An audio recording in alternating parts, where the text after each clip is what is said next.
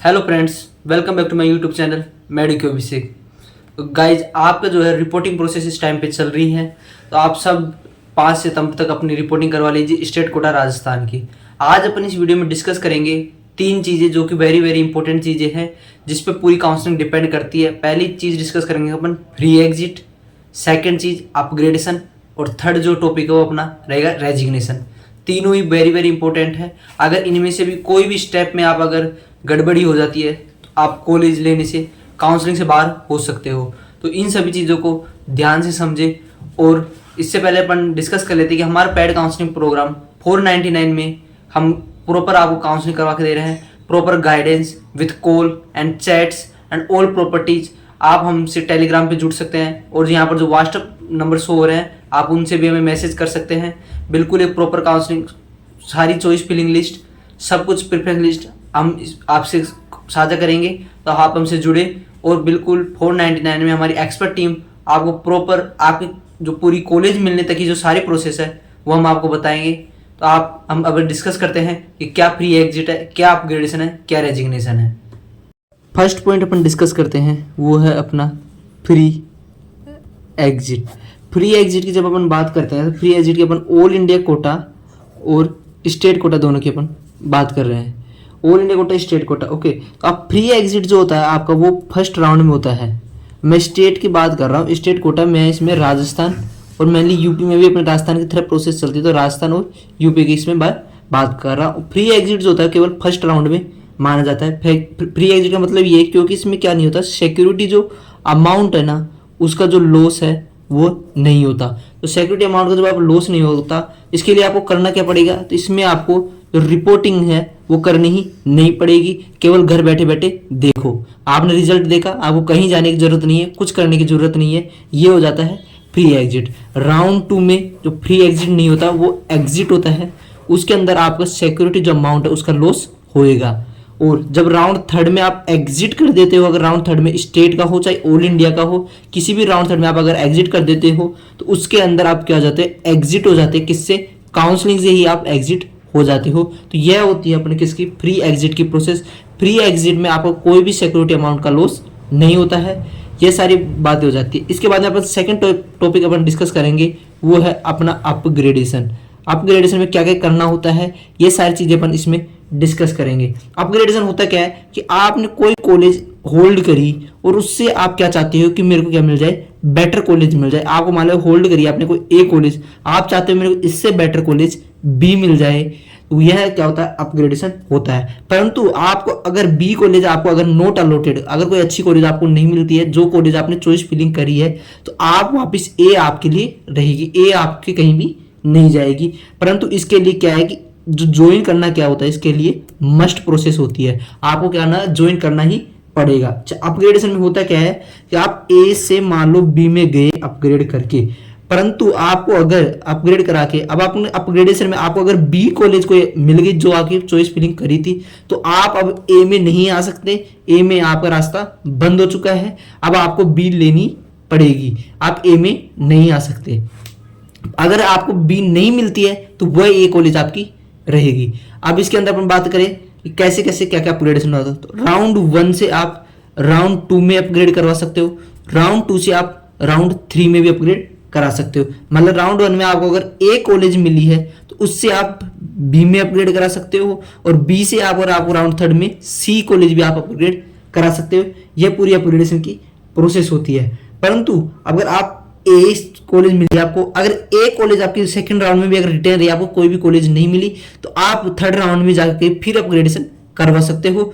तो आप third round तक भी अपग्रेडेशन, इस यह प्रोसेस पिछले साल से स्टार्ट हुआ, थर्ड राउंड तक अपग्रेडेशन। अब बात करते हैं कि अपग्रेडेशन की प्रोसेस किस अकॉर्डिंग चलती है। तो अब बात करते हैं कि एमसीसी किस प्रकार अपग्रेडेशन करवाती है। एमसीसी के अपन अपग्रेड की अगर मैं बात करता हूं, तो आपको जब कॉलेज में जाते हो तो वो एक फॉर्म भराते हैं, उसमें आपको करना पड़ता है yes no, will you want to upgrade और विल यू डोंट। तो इसलिए आपको यस और नो, अगर आप अपग्रेड करना चाहते हो तो आपको यस पे टिक करना पड़ेगा, अगर आप नहीं करना चाहते अपग्रेड तो उसके लिए आपको नो में टिक करना पड़ेगा।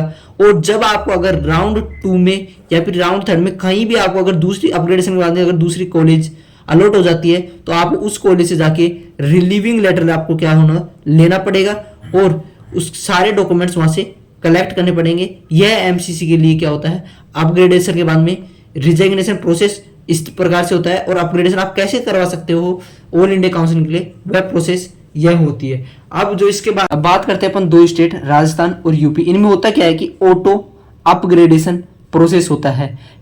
ऑटो अपग्रेडेशन क्या होता है, इसमें क्या होता है, ये कोई भी फॉर्म जो होता है वो फिल नहीं करवाते, आपको फॉर्म फिल करने की कोई भी जरूरत नहीं है, आपको ऑटो अपग्रेडेशन होता है। कई बच्चों की ये दिक्कत होती है कि सर हम एसएमएस में गए थे, एसएमएस में जाके हमसे कोई भी अपग्रेडेशन का फॉर्म नहीं भरवाया, तो वहां पर कोई भी अपग्रेडेशन फॉर्म नहीं भरवाते, वो सीधा ऑटो अपग्रेडेशन होता है। आप फर्स्ट राउंड से सेकंड राउंड में, सेकंड राउंड से थर्ड राउंड में सीधा ऑटो अपग्रेडेशन करवा सकते हो। अगर मान लो आपको राउंड 1 में अगर कोई दोसा मेडिकल कॉलेज मिली है, आपने क्या करिए इसको ज्वाइन कर लिया, अब आप क्या करना चाहते हो, अपग्रेडेशन करना चाहते हो, तो उसके लिए आपको स्टेट के लिए आपको कुछ भी फॉर्म वॉर्म भरने की जरूरत नहीं है। आपको राउंड 2 में जाके आपकी विंडो ओपन हो जाएगी, आपको प्रॉपर वहां जाके चॉइस फिलिंग करनी है और फ्रेश चॉइस फिलिंग करनी है। यह ध्यान रखने की बात है कि आपको हर राउंड में क्या होगी, आपकी फ्रेश चॉइस फिलिंग होगी। जो पहले की जो चॉइस है वो नल एंड अवॉइड हो जाएगी। आप अगर सेकेंड राउंड में जाके आप अगर चॉइस फिलिंग ही नहीं करते हो तो आपके कॉलेज मिलने के कोई चांस नहीं है, क्योंकि वहां आप चॉइस फिलिंग करोगे तभी कॉलेज मिलेगी। और अगर आपको जो चॉइस फिलिंग करनी है वो भी आपकी कॉलेज बननी है, जो आपको कॉलेज मिली है उससे अप वाली कॉलेज बननी है, उससे नीचे आप कॉलेज भर दोगे वो मिल जाएगी, तो आपको लेनी पड़ेगी। तो अब इसके लिए करना क्या पड़ता है कि आपको जो डॉक्यूमेंट्स है वो इस डेस्क, जो एसएमएस में ये डेस्क लग रही है, मान लो आपने पहले ज्वाइन करी वो कॉलेज दौसा की लग रही है और आपको मान लो दूसरी कॉलेज जैसे भरतपुर मिल गई, तो आपको जो उस डेस्क से डॉक्यूमेंट लेके और इस डेस्क पे केवल आपको जमा कराना। रेजिग्नेशन प्रोसेस की अपन अगर बात करते हैं, रेजिग्नेशन मतलब कि आपको कोई कॉलेज मिली है उसको आप क्या करते हो, छोड़ना चाहते हो। आपने राउंड 1 में कोई कॉलेज ज्वाइन करी है आपने और उससे आप अगर छोड़ना चाहते हो, रेजिग्नेशन आपका हो गया। अब ऑल इंडिया हो गया, अपन स्टेट की बात करेंगे, दोनों की अगर अपन बात करें कैसे रेजिग्नेशन होगा, तो आप राउंड 1 क्या होता है, ऑल इंडिया का होता है, उससे आप रिजाइन करके स्टेट के राउंड 1 में आ सकते हो आप, और स्टेट के राउंड 1 से आप रिजाइन करके ऑल इंडिया के राउंड 2 में जा सकते हो। ऑल इंडिया के राउंड 2 से आप रिजाइन करके स्टेट के राउंड 2 में आ सकते हो। परंतु अभी क्या है, राउंड 2 से स्टेट के अगर राउंड 2 में आप आ गए, उसके बाद में कुछ क्या होते हैं, रूल एप्लीकेबल हो जाते हैं। यहाँ पर जो है इस बार बताया गया है कि राजस्थान की में कि आप राउंड 2 में आप अगर ज्वाइन करते हो तो उसको आप रिजाइन करके राउंड 3 में नहीं जा सकते। इस साल ये रूल आया, पिछले साल ये रूल नहीं था।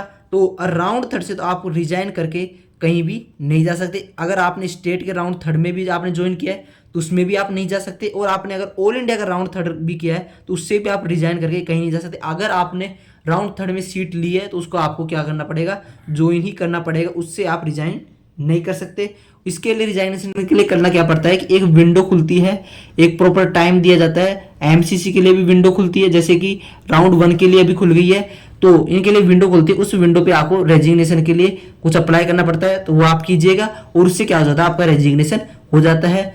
तो ये सारी बातें पूरी डिस्कस कर ली कि आपको प्री एग्जिट कैसे होता है, अपग्रेडेशन कैसे होता है और रेजिग्नेशन कैसे होता है। ये सारी चीज़ें आप अच्छे से समझ गए होंगे, उम्मीद होगी।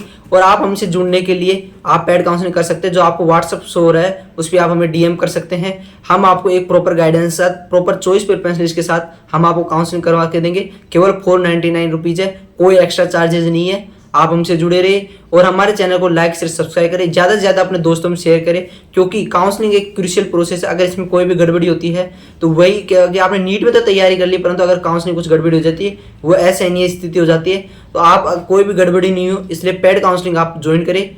धन्यवाद जुड़ने के लिए। हमारे चैनल को ज़्यादा से ज़्यादा लाइक शेयर सब्सक्राइब करें। आपका दिन शुभ रहे।